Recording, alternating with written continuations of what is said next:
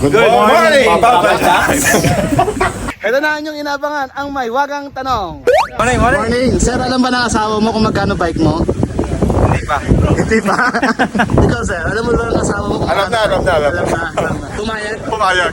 Boss Richard. Boss, alam ng asawa mo kung magkano bike mo? Alam. Alam, very good. Ikaw, Pogi. Alam ba? Hindi. Hindi. Alam yun, syempre. Alam. Alam niya na napalanunan sa raffle draw. Sa raffle draw. Ano niniwala? Alam ba ng asawa ko magkano bike ko? Siya yung bumili.